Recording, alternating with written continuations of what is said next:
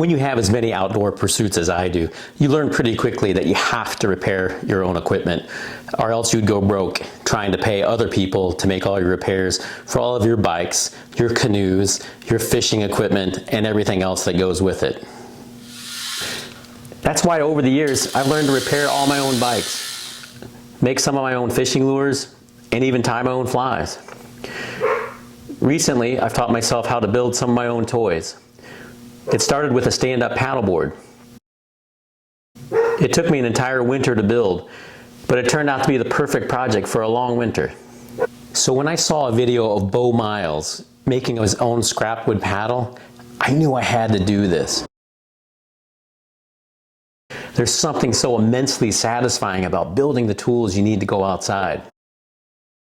That's why I want to recommend this activity for any park directors who have rivers and ponds on their property. It's the perfect winter activity to do inside to get people excited about using it in the spring and then signing up for canoe activities.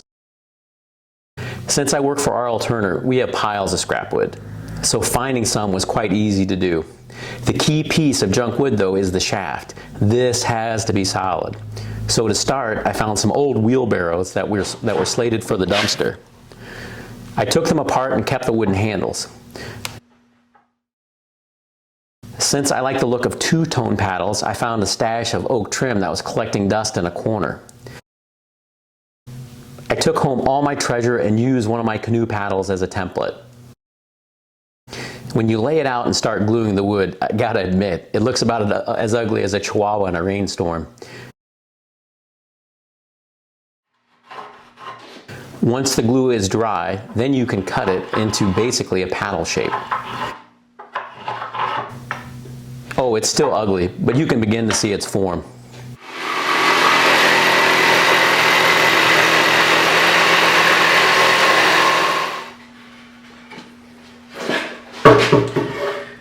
It's starting to look like a paddle already.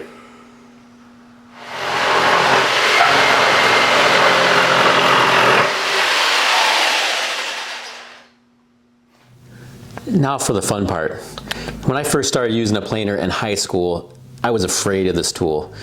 With each stroke of this on any woodworking project I had in class, I'd watch my grade drop from an A all the way down to a C-. Now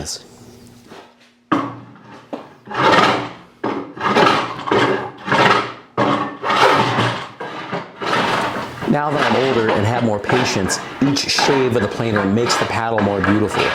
I work the blade and the shaft until I have the shape that I want. More importantly, it gets some of the heavy wood down to the weight I want.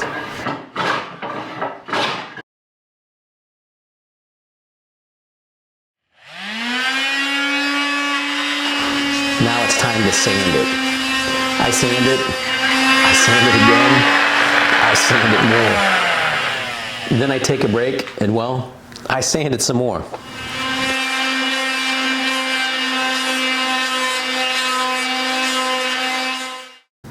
By the time I'm done, though, it looks amazing.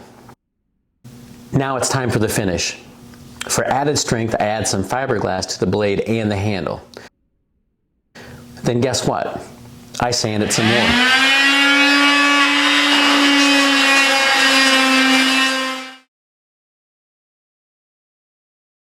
Even though it's just a scrap wood paddle, it has an amazing look, so I'm torn between wanting to make it perfect and reminding myself that it's just made from a pile of discarded lumber. Still though, I apply 4 coats of resin until it shines. The joy of building is incredible, but that's only half the enjoyment. Honestly, maybe just 40%. The true joy is taking your paddle, your creation, something you've resurrected from a dumpster, and having it propel you down a river. Here, you'll breathe in the fresh air. You'll get away from the sound of cars, trucks, and people. You'll see eagles and herons and ducks. You'll dodge rocks and speed through rapids. You'll do it all so smoothly because of a paddle, a tool that you've made. And that's the true beauty of building your own scrap wood paddle.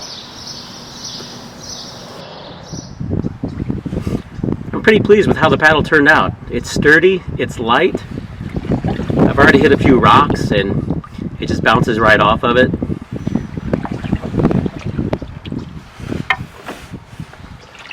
If you ever get a chance to do it yourself, I highly recommend it.